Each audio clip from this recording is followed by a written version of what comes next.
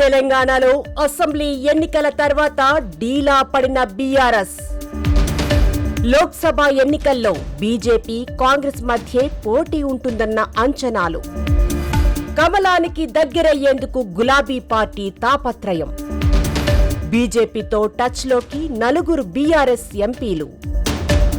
వద్దే వద్దన్న బీజేపీ నేతలు. 2 పార్టీల మధ్య పొత్తంటూ సరికొత్త ప్రచారం.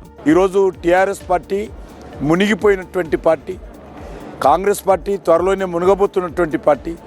కాబట్టి అలాంటి టీఆర్ఎస్ పార్టీ యొక్క ఆవశ్యకత ఈరోజు తెలంగాణలో లేదు. అసెంబ్లీ ఎన్నికల ముందు ఇలాంటి ప్రచారమే. ఎన్నికలు వస్తున్నాయంటే బీఆర్ఎస్ బీజేపీ పొత్తు, ఈ అంశం బయట తీసుకొస్తారు.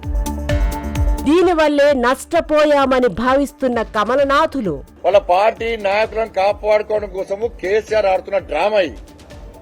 కేసీఆర్ కుటుంబం చేస్తున్న తప్పుడు ప్రచారం ఇది. తాజా ప్రచారంతో అలర్ట్ అయిన బీజేపీ నేతలు. ఎట్టి పరిస్థితుల్లో భారతీయ జనతా పార్టీ బీఆర్ఎస్తో కానీ మరో పార్టీతో కానీ తెలంగాణలో కలిసే ప్రసక్తి లేదు. గులాబీ పార్టీతో దోస్తీ ఉండదని స్పష్టీకరణ.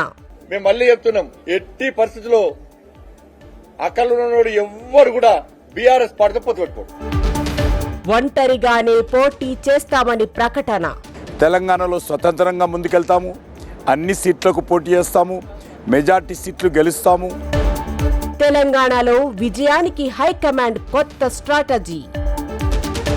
కొత్త ఫేస్లను బరిలోకి దించనున్న బీజేపీ.